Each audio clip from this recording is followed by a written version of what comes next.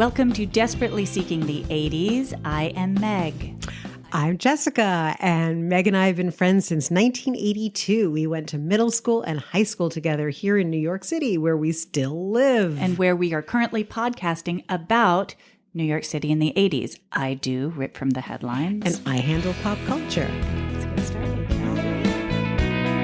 So, Jessica, before we get started, I wanted to share with you an email that I got from a good friend of mine. Mm-hmm. And this is feedback from one of our episodes, the one about Leona Helmsley. Leona. Because I'm excited to hear it. As it turns out, my friend Lawrence Stern, who now lives in West Hollywood, but I went to Brown University with him. And his grandfather was Theodore Reed Nathan, who wrote a book, a well-regarded book called Hotelmanship, and it had a chapter on Leona Helmsley. Oh, heaven. I know. And Do he tell. sent me, I'm going to put some of this stuff on Instagram because it's awesome. His mother took some pictures from the book and everything. So this is from Lawrence. I call him Larry. There is a chapter in the book that features a lovely, lengthy interview with Leona Helmsley, as he interviewed her over tea at the Helmsley Palace.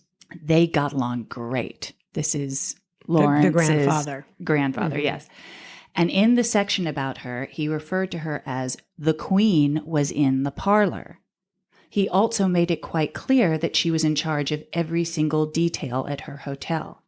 She liked this queen image so much that she used the queen metaphor in most of her subsequent ad campaigns, as the queen is in her palace. But she didn't like hiring or paying people. And as you guessed, that ad campaign you quoted was most likely done by herself, as she used ideas from my grandfather and many other professionals and then just created her own version instead. Isn't that wild?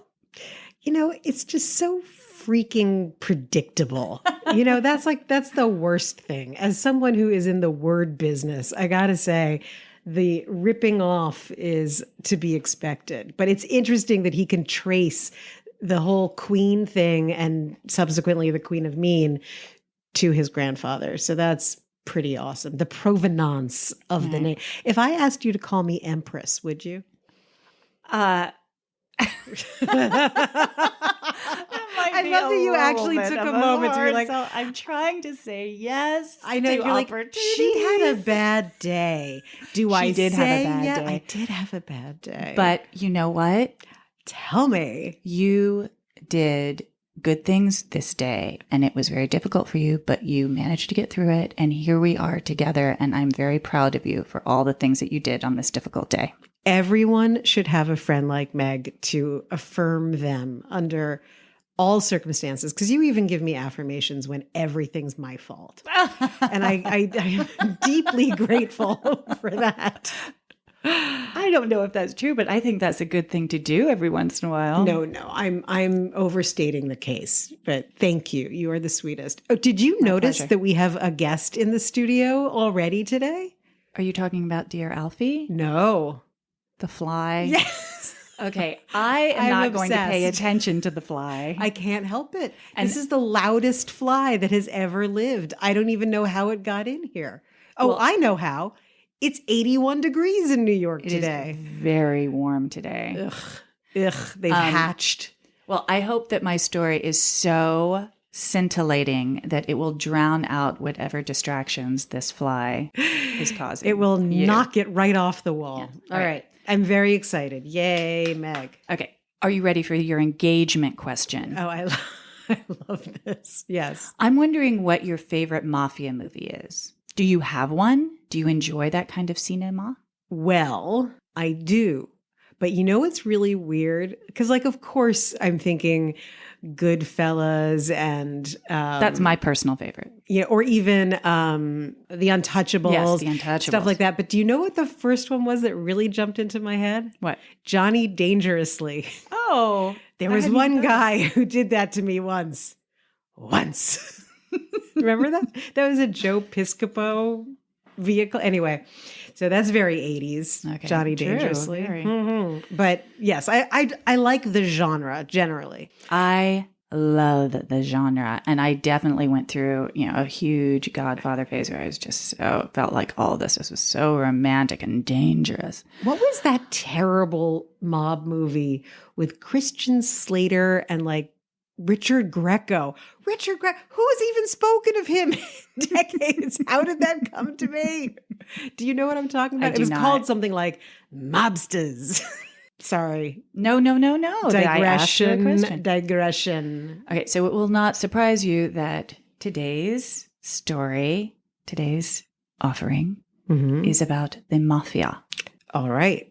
The Italian specific mafia, not the Russians. The specifically Italian mafia. Very good. All right. So my sources are New York Times article from 1985, New York Post from 1985, Daily News 2002, and this fantastic documentary called The Last Gangster on Amazon Prime and Fear City. Netflix. Just before 5:30 on December 16th, 1985, mob boss Paul Castellano, head of the Gambino crime family, stepped out of a limo in front of Sparks Steakhouse on 46th and 3rd and was gunned down by 4 assassins dressed in trench coats and Russian fur hats. That is such a great visual. They have pictures too. Nice. John Gotti, the man who arranged the hit, sat in a car across the street with his right-hand man, Sammy the Bull Gravano.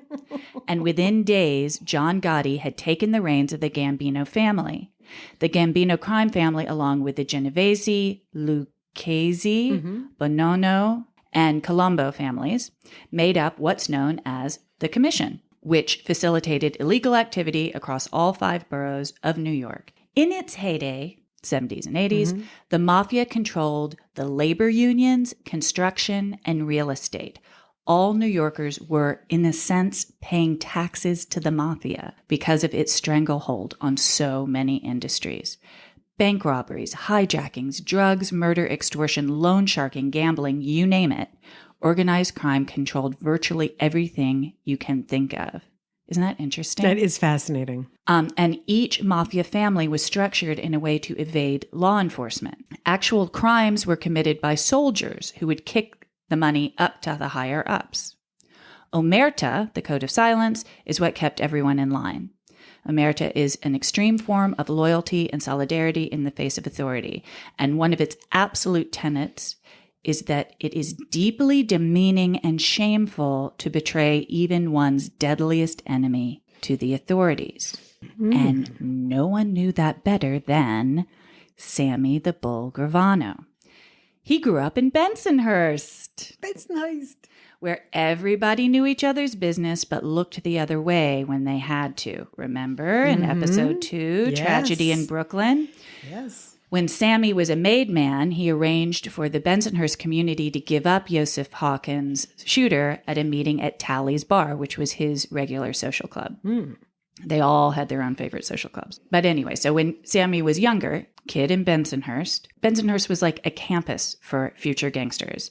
And the mafia was revered and romanticized. So guys walked around with rolls of cash and were treated like kings, just like in Goodfellas. And Sammy could have become a police officer or a fireman or gone into construction, but being a gangster just looked way more attractive. He started as a member of a gang with petty crimes and loan sharking and gradually worked his way up the food chain until he was working hand in hand with John Gotti. With Castellano's assassination, Gotti broke the first of many time-honored mafia rules. I will list the few that he broke. That Gotti broke. Gotti broke these. No murder until it's approved by the boss. No drugs. Keep your mouth shut and keep a low profile. Gotti threw all of that out. Well, he was the Dapper Don. Yes.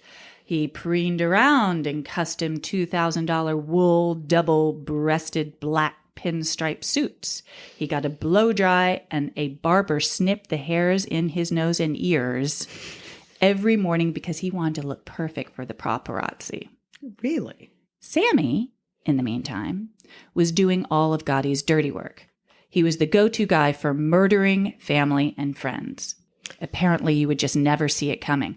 I'm thinking, like, if he asks me out for dinner, I might see it coming. Not a good idea. But that was his specialty, and he was treated like a celebrity. It was a for the good moitas. Life. Sorry? For the moitas. Yes, exactly. But yeah, I mean, Studio 54 I mean, like people knew that was his in. specialty. Everyone knew that that was his specialty. And his boss, John Gotti, kept getting off. Gotti was found not guilty in 3 high-profile trials, earning him the additional moniker. You said the Dapper Don. Do you know the other moniker? The Teflon Don. Thank you very much. Why was he getting off, you may ask? As it turned out, Sammy had been paying off the jurors in each of these trials. Well, Sammy is like a Swiss Army knife of a man. That's rather amazing. Yeah, good to have in your front pocket. So, John Gotti couldn't keep his mouth shut. At the Ravenite Social Club at 247 Mulberry Street in Little Italy, Gotti was caught on tape blabbing about all kinds of murders and bad things. He was also caught on tape throwing Sammy under the bus. When the feds played the tapes for Sammy, he realized that Gotti was setting him up to be hit. So Sammy turned government's witness and spilled the beans on everything. He didn't care that snitches get stitches or dead, but go ahead. Well, but he's the guy who's doing it. Oh, no, I know. He figured it out. And he was the first underboss of a New York crime family to turn informer. He was a trailblazer. He was making history. He testified for 9 days. I remember this. Against Gotti, revealing tales of racketeering and murder, confessing to literally pulling the trigger on 19 murders himself, including his brother-in-law, whose body was never found. They did find his hand. Sorry. An annoying rival club owner, apparently this guy was really annoying, who he shot once in both eyeballs as a warning to others to not be annoying. And his best friend, Louis Melito, who he shot in the back of the head during dinner. That's just... It's just so impolite. What would Miss Manners say? I mean, it does make you think, like, just don't accept an invitation. Gotti was sentenced to life and died in 2002. Sammy went into witness protection in Arizona. But then he got caught trafficking ecstasy. Really? Went to prison, was released in December 2020, and now has a YouTube channel. No, he does not. You made that and up. A podcast called Our Thing. Oh my God. Well, here's the big question. What has changed in New York with the mafia that would make it not dangerous for him to be so high profile and out of the witness protection? As a result of what he did, all the bosses in all the different crime families came tumbling down. He was the first domino.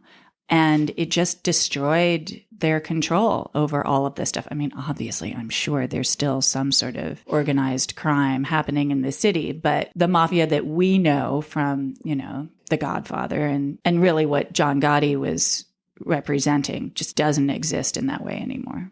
Wow. A podcast, you say? Yes, we should. We should really get along. Should we do cross promotion? Yes, I think so. This is a very small studio. Do you really think we want to have him in I here? talked to my mom today. I thought you might think this is funny. I asked her if she remembered or what she thought about the mafia before The Godfather came out.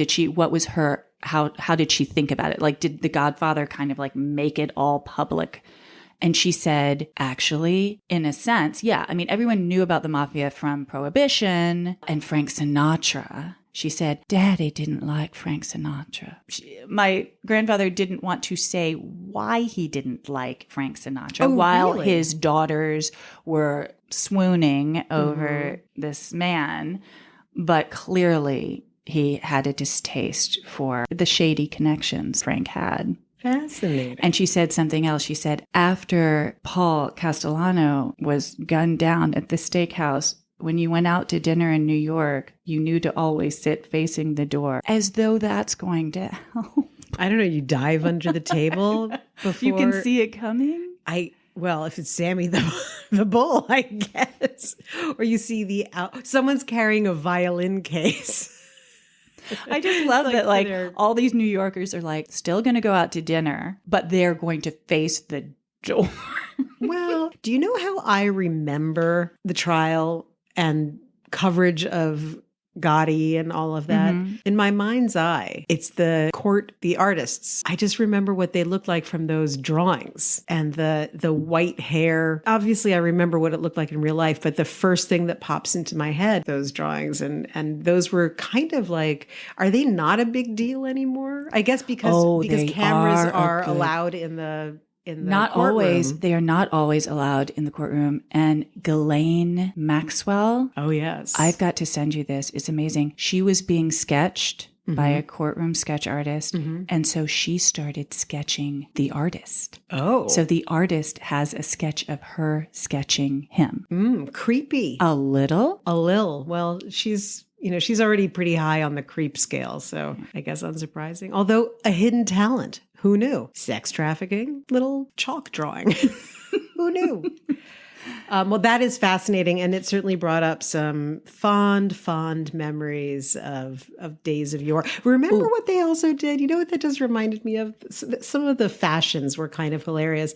Do you remember that all of those guys had those huge overcoats that they only wore like capes? The other thing I wanted to bring up was in Bensonhurst, when John Gotti got released these 3 times during these 3 high-profile trials, which, by the way, I mean, they were for beating up a guy in a parking lot. I mean, total thug stuff, right? Mm-hmm. When he was released. Don't tell me they threw a parade. Fireworks in Bensonhurst. He was their hero. It was really a bubble. That is just amazing. It's really interesting. And last week we were talking a little bit about bubbles, and you can sort of lose perspective, right? About what's right and wrong when you just don't go outside your bubble. And Bensonhurst was for sure a bubble. Interesting. And really a bygone piece of New York history. Mm-hmm. Although I'm sure that there are many people who are already climbing new ranks that we have no knowledge of. If they're being smart about it, they're not being flashy about it, like Dapper Dawn. Dear Dapper Dawn. Okay. I don't think we're going to do better than that. Let's close out on Dear Dapper Dawn. Okay, Meg. Yes? I'm trying to think of a really good engagement question for you. What was the first Broadway play you ever went to? Oh, Lord. I'm going to say, I don't know if this is true, but I did see For Colored Girls on Broadway. And I remember that really vividly because it was a harrowing play for a very young child to see. I mean, you didn't start with Annie, like a normal person? What's wrong with you? Talk to my dad. All right.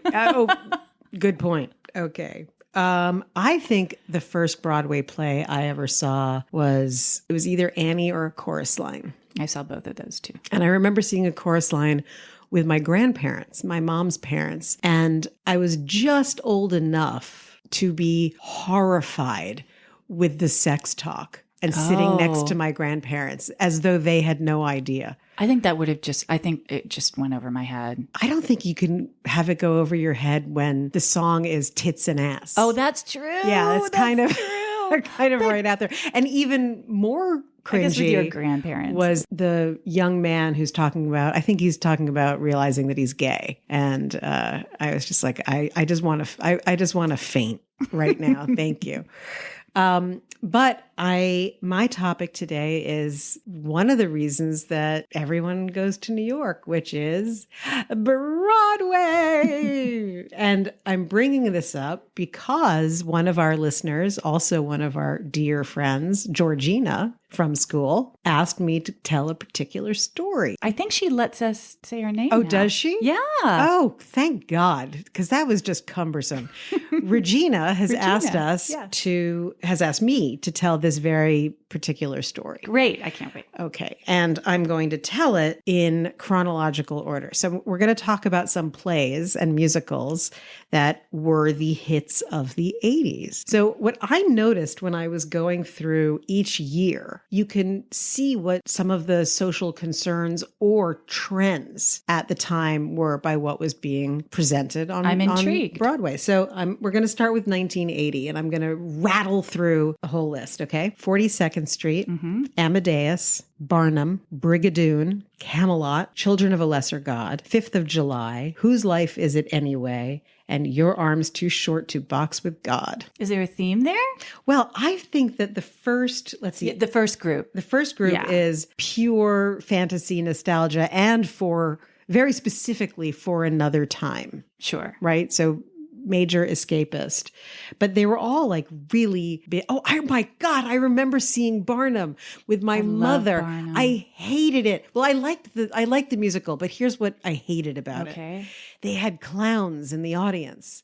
And when you first came in, there was interaction. True. And I was like, oh my God, get them away from me. I don't want Some people are scared of clowns. No. It wasn't that they were clowns. It was, you're here to act. I'm here to watch. I don't want to talk to you. I don't want to engage. Just let me be. Not unlike when my father hears this, I think he's going to die laughing.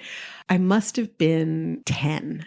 It was my birthday, and my parents took me to Windows on the World, which was in the World Trade Center. Like, it was really fancy, and it was this big outing, and it was great, and we had this dinner, my family, and then at the end, as you do with people and children in particular, there was a birthday cake that came with sparklers and candles and a giant production number, and I acknowledged that they were there, and they put the cake down, and when the staff restaurant left, I turned to my mother, I'm 10, with wide open eyes and tight lips like this, and said, don't you ever do that to me again. So I'm not an interaction, at least at that point in my life, kind of person. Note taken. Yeah. The Barnum was disturbing for me. And then the others, what do you think? Children of a Lesser God, Whose Life Is It Anyway? Your Arms Too Short to Box with God. I see those as social dilemma. So that was 1980. Now, other than Barnum, did you see any of those? Do you recall? Yeah, I saw most of the ones that you said at the beginning. I don't think I saw Children of a Lesser God. That is not in my memory. But Amadeus, yeah. You saw 42nd Street? Sure. I had the album. And my poor parents, I would sing and dance in my room. It's a good one. 1981, Dreamgirls, Fiddler on the Roof, Lena Horne, The Lady and Her Music, Woman of the Year, Pirates of Penzance, and Sophisticated Ladies. Do you see any themes here? Well, there are more plays about people with color. And women. Yes. And the outlier here, Pirates of Penzance. Did you see that? I did not, with Linda Ronstadt. It was Kevin Kline as the Pirate King. I think and was it Linda Ronstadt? Yeah. Well, she was in the movie with Rex Smith. So, but was she also on Broadway? We're going to have to look it up. Yeah, we'll look it up. But I remember seeing Kevin Kline, and even at the age of 11 being like, I will break me off a piece of that. Thank you. And here's another little New York theater story. I went with a friend years and years ago to see some Shakespeare in the Park. I can't remember what it was. And we were talking several times on this podcast about how Central Park is dangerous and has been dangerous. And so one of the disturbing elements of going to the amazing Shakespeare in the Park productions was getting out. How do you walk out? So I always had a policy that if I wasn't with someone, I tried to find a guy who looked really benevolent, like he might save me. And I would walk right behind him, trying to make it look like I was part of a party. Like, oh, look, I'm with this person. Like, whatever, it was a tactic. And one time I was going out and I saw someone he was walking by himself. So by trailing him, it wasn't like obvious that he wasn't talking to me, but was talking to the person next to him. And I'm like, God, this person really makes me feel safe and secure. I wonder why that is. And as we're walking, but I follow him, we both go up Fifth Avenue. And then when he turns into his building, I realized it was Kevin Kline. Oh my goodness. And that was why I felt so safe. I was like, the Pirate King is here to take care of me. 1982, Agnes of God. Now here's where Broadway starts to become the Broadway that people know now. I'm going to say the name of a musical and tell me if you can remember the tagline from the advertisement. Ready? Cats. Now and forever. At the Winter Garden Theater. Yes! Well done. So Agnes of God, Cats, Torch Song Trilogy, Joseph and the Amazing Technicolor Dreamcoat. So that was a big year for Andrew Lloyd Webber and Tim Rice. The musical 9 and The Best Little Whorehouse in Texas. And so 1982, it was a little more risque. I don't know if you recall this, but Joseph was actually, there are a lot of sex jokes in that musical. Yeah. My brother was in a student production at Collegiate. Which I saw. Small world. My God, I cannot believe that. Which was probably in 1983. I mean, it wouldn't have been the same year as. How were they able to do that? That's so crazy of them. I don't know. Maybe they didn't pay the rights. Anyway, I guarantee you they did not pay the rights. And Torch Song Trilogy showing up there as Harvey Firestein's magnum opus. You know, that's 1982. That's just as AIDS is beginning. And Harvey Firestein has this amazing play. If anyone doesn't know what it is, you can find it streaming. He made a movie of it later that was also very good about a man coming out during that period and how really traumatizing that was to deal with. Not only, you know, general public consensus, but his mother's judgment. 83. Night Mother, American Buffalo, Brighton Beach Memoirs, and La Cage aux Folles. More gay. And then Night Mother and American Buffalo, just go home and put your head in the oven. Exactly. Well, literally with Night Mother, I suppose. 84 is one of my other big theater memories. But tell me if you remember any of these. Doug Henning and His World of Magic. I missed that. You really did? Yeah. Glengarry Glen Ross, original production. I did not which was, see that. By the way, the second production for David Mamet, 83, 84. Whatever you think of David Mamet, which I'm quite sure is not positive. Not much. Hurly Burly, Patti LaBelle on Broadway, Shirley MacLaine on Broadway, Whoopi Goldberg on Broadway. I wonder if that's all to save money. Yes. Because these are inexpensive productions when you just got one lady up there singing her heart out. And all ladies, again. Interesting. Diva. And the one play that I remember, here's another weird story. So in 1984, the big show that was not a musical was The Real Thing, Tom Stoppard. I loved that. 14. And I think it was my last year as a camper at summer camp before being like, oh, I'm a CIT now. Big stuff. But there was a counselor who was, like a college student who came we were, like everyone wrote letters after camp. And this guy contacted me. He's like, I'm going to be in New York from Texas. He's like, let me take you out to a play. And I told my parents and they were like, what? And as a reminder, I mean, you have posted what I looked like at 14 online. It was not a sexy look. I was a young 14. Well, he took me on a full-on date, which was so weird. But the best part, and my parents were like, well, he has to come to the apartment first so we can just see that he's not, freakish. 40? Exactly. And it was very nice, but it was hilarious because my parents just, when a dog cocks its head and just looks puzzled, that was how both of my parents were like, you want to take her on a date? And he took you to see The Real Thing? And he took me to see The Real Thing. Wow. And there was, and oh my God, do you know who was in the audience? Who? Tim Matheson. That's exciting. Not only in the audience, but he was next to us at the little bar. And I was like, ooh, Animal House. We're now coming up to the Regina story. Okay. So in 1985, the big shows, and there weren't a lot, but Neil Simon's Biloxi Blues, Tango Argentina, The Search for Signs of Life in an Intelligent Universe, Lily Tomlin, one-woman show, and Joe Egg. So the young actor who ruled the 80s was Matthew Broderick. War Games. Do you want to play a game? Do you want to play a game? He was in Max Dugan Returns.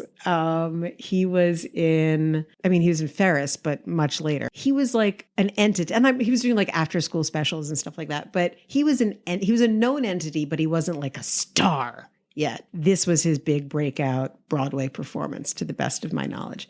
So I was obsessed, like not wholesome, like really, really like as only a teenager in a full hormonal cauldron stewing in your own psychotic juices can be.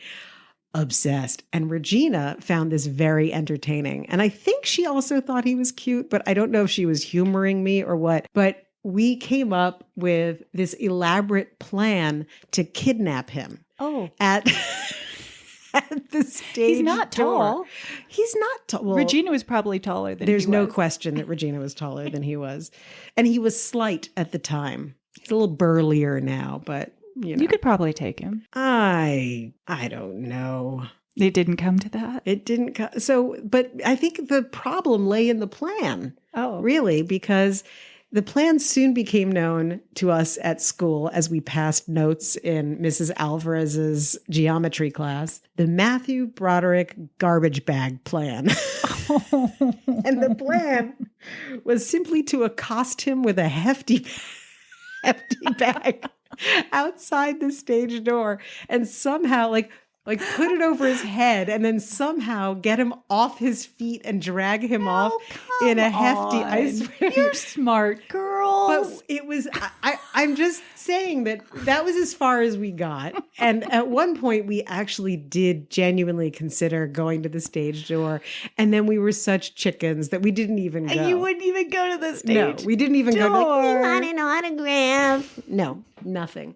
And years later, I actually met Sarah Jessica Parker at her production offices.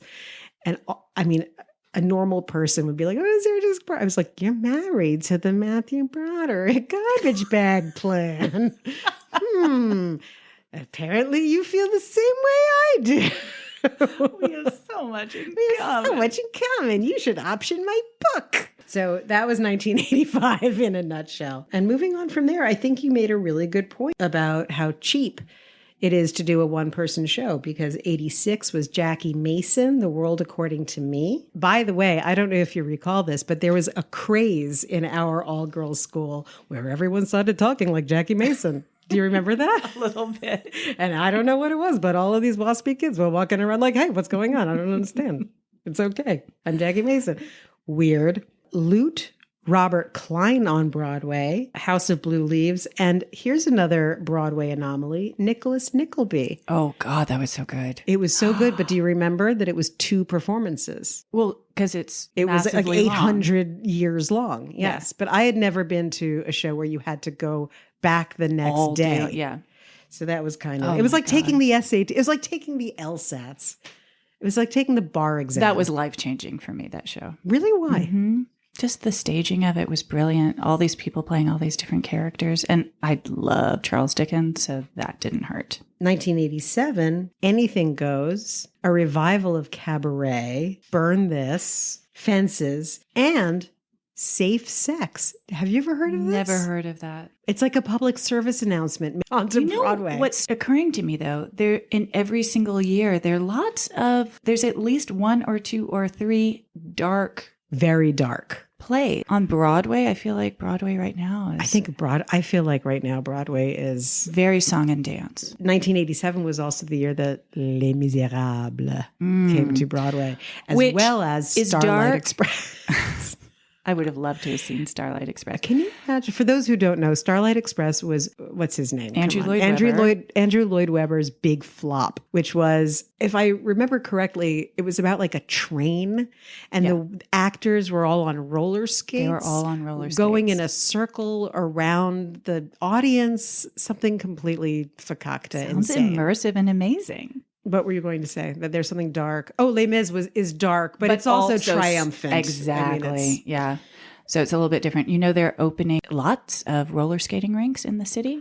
Roller I skating is coming back. heard about that. I'm really I excited. saw some influencer on Instagram. No, that's not true. It was a fashion magazine, and she was wearing neon yellow roller skates, old school. I've got old school roller skates. And you know what else? Cynthia Rowley put out old school roller skates with the boot is pink with flowers all over it. Cute. I know. So maybe we'll. I would go in a heartbeat. Did you ever try rollerblading? Did you have rollerblades? I did. It was one of those things that was a really great example of how I insisted on doing things that I didn't like at all because I had total FOMO, like the worst FOMO ever. And I remember careening around Central Park, riding the brake on the heel all the way around. It was terrifying. So just to wrap up the 80s, as if you could ever wrap up the 80s, another Andrew Lloyd Webber flop that I forgot about, Chess. Oh, great music, though. Yes, very good. Ain't Misbehavin' and M. Butterfly. Ooh. And 1989, You Can't Handle the Truth, A Few Good Men. Okay. Yeah. Jerome Robbins, Broadway. And weirdly, Joan Jett and the Blackhearts on Broadway. What were they doing? I have no idea. And now I have to find it. And if there's a soundtrack, we're getting it. Which also makes me think of Joan Jett's big film moment with, do you remember, with Michael J. Fox? I just saw a picture of it.